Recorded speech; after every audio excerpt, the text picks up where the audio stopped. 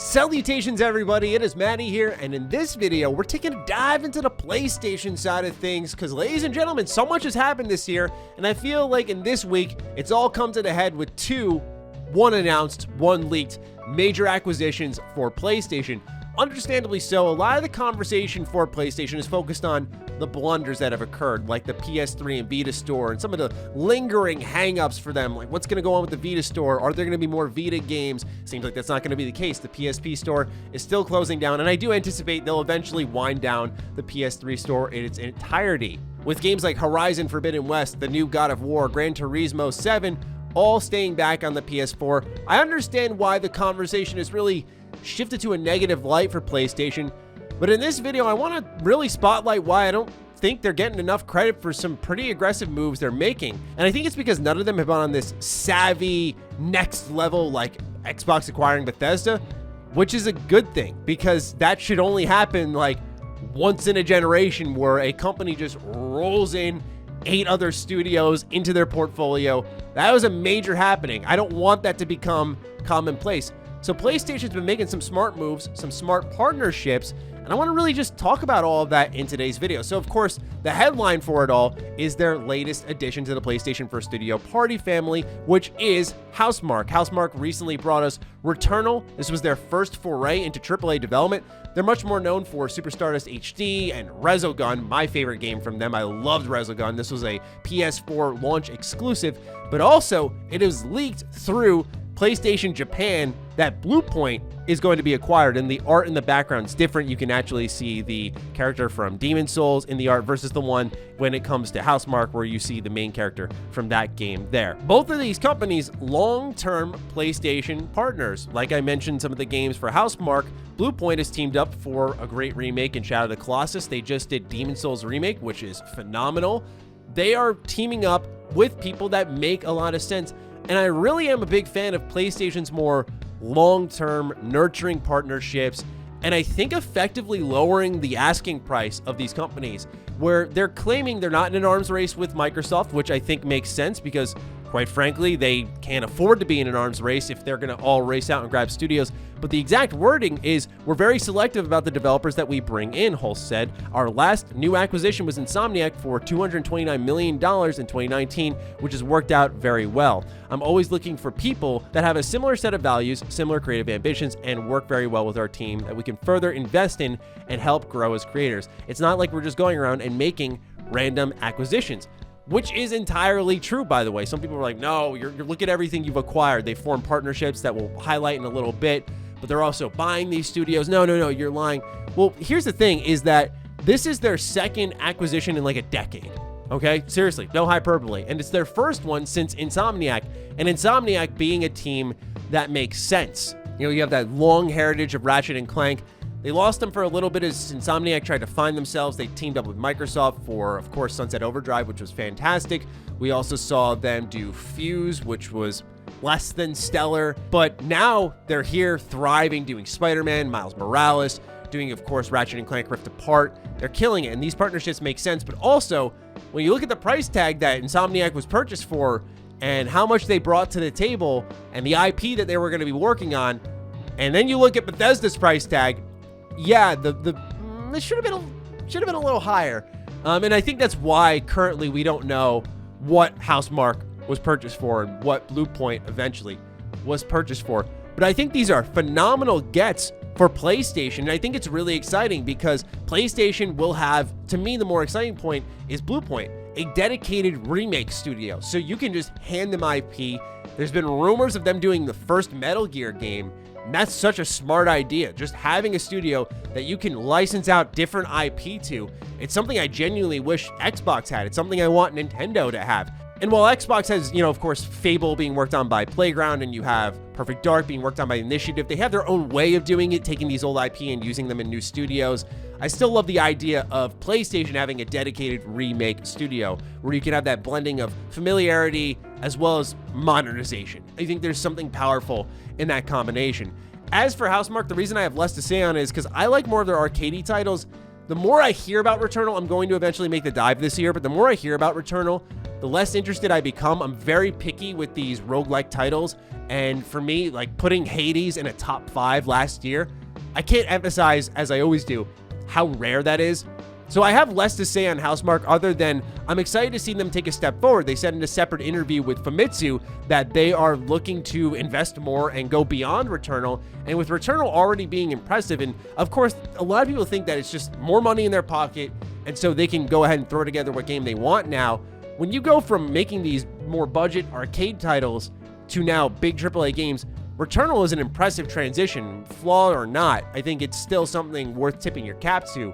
And now that they're familiar with that, I'm looking forward to seeing what they do next as a fully developed first-party studio.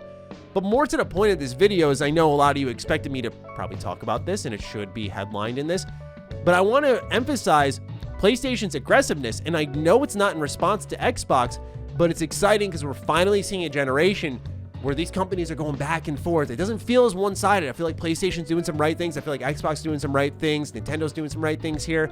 Obviously, they all have their different hang-ups, but I like what I'm seeing. So when you look at PlayStation right now, what we're focusing on in this video, right now we don't know what the products will become, but I like the partnerships they're making. They're doing what they did with Housemarque. They're doing what they did with Bluepoint, and so on and so forth. Forming these partnerships nice and early, maybe creating the mentality of, we need PlayStation, we're familiar with them, they'll provide the check if we need it. So they teamed up with Deviation Games. They're bringing a new IP to what I would imagine be PlayStation exclusive. They introduced Haven, a new Montreal-based studio led by Jade Raymond. And I think this is going to be more like a Hideo Kojima production situation where the first game, like Death Stranding, the first game will come out exclusive. Afterwards, they will likely move to a more, as the name would suggest, independent basis and work with whoever they want as a normal studio would. And of course, with that relationship being there, though, it maybe lowers the asking price and it can help them negotiate in acquisition talks if that's their ultimate goal, or maybe it's just a one-off helping them build something up and empowering the creators.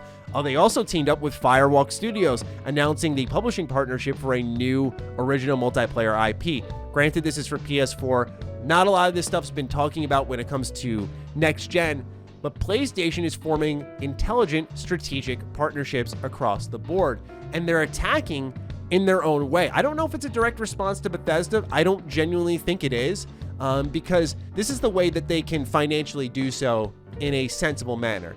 While they are still a company with a lot of money, the comparison to Microsoft sort of, I think, shrinks them down more than they deserve when it comes to the financial flexibility. They have money to spend, and they're investing $200 million into their own first-party studios this year, some of which I think we're seeing here with the acquisitions of Housemarque and Bluepoint. But more to my point is when you start off with something like Deviation, we don't know what that's going to become. It's not an established IP. It's not an established studio. They would like all the help they can get to secure their financial future. And so it makes a lot of sense why they would team up here, start something new, because the asking price is likely lower than saying, hey, Square Enix, hey, Ubisoft, you want to do something?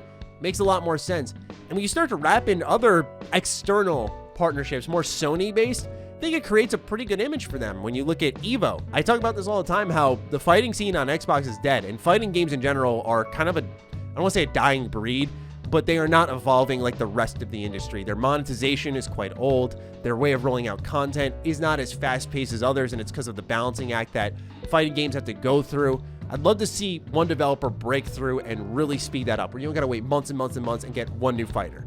Like a new fighter, new stage, new music, everything. Kind of like what Smash does, but on a more frequent basis. Of course, balancing gets thrown into there, and not breaking the game, and the interactions with other fighters, once again sticking with Smash, like Kirby being able to absorb Kazuya and change the appearance and making sure that doesn't break anything. There's a lot that goes into it, I understand. But anyway, fighting games are getting, I think, hung out to dry. But PlayStation invests in Evo. They're now a part of the PlayStation family. I think this is smart because fighting games are at home on PlayStation. The Xbox controller for series consoles, I feel, isn't best suited for fighting games. I don't think it is, especially for the Xbox One. And while it's better with the series, I think fighting games play best on PlayStation, so this is a wise investment to keep that association up, while Xbox is still trying to figure out what they're doing with Killer Instinct, as we talked about in another video. And then when you combine that with, as crossplay invades a lot of other games, you form a partnership with Discord, the rising chat platform, to get Discord onto your console in a meaningful way in 2022. I think the future is overall quite bright. And really, it needs no explanation, but more so spotlighting. Now, the one hang-up is, as I said, backports or worrying about certain games not being exclusive to the next-gen console and that lingering, we believe in generations. I understand, of course. It's frustrating as a PlayStation 5 owner, the rumor of Demon's Souls Remake getting backported, but it seems a little less cataclysmic than I anticipated because it is possible, it's being said online, that this was actually a PS3 to PS4 port, and it's likely having to do with PS Now and not really anything that's going to be sold or devalue what the PS5 Demon's Souls Remake offers, which was the main reason I bought the system. So for me personally, I saw it and went, okay, cool, because that was my buy-in. I was excited for Miles Morales, which eventually ended up being a PS4 and PS5 game. I didn't really care about much else outside of Ratchet and Clank. So for me, the reason I bought my PS5 was pretty much really for Demon's Souls Remake. It was worth it too. But if I found out in half a year or a year's time, they're like, yeah, we're bringing this back to PS4, I'd be a little upset about that, to say the least. So I understand why there have been hang-ups in the conversation. I'm not sitting here acting baffled as to why PlayStation received criticism. But this video is really just to pump things up a little bit and say, hey, look at all they've done. Yeah, it's not on the level of day one Game Pass. It's not on the level of getting an entire Bethesda family of studios. I get that. But I think they're doing a really good job. And I'm excited to see where these partnerships lead. And I think it's more sensible for companies to develop partnerships, work together long term. And while Bethesda and Xbox did work together long term, we've heard rumors of Crytek, IO, we've heard about Avalanche, and I'm like, I don't really associate these companies with Xbox. So on a release level and an exclusive level, exciting, but on a partnership level, compatibility level, that remains to be seen, where PlayStation has more proof in the pudding there. But still, I wanted to make this video just really diving into that topic and seeing what the audience thinks. Do you think PlayStation's getting enough credit? Of course, we hear the drum being beat consistently on the quality of their exclusives. But I think really the conversation stops there, and then it goes to a more negative light. So I just want to shine a more positive light on PlayStation in this video and hear what you have to say in the comments down below. So do fire away. Other than that, follow me on Twitter, follow me on Instagram. Those links are in the description down below. And a big thank you to all the patrons, all the members who continue to sign up and support what we're doing here. Appreciate all of you. Stay sexy, stay active. I love you all. Peace.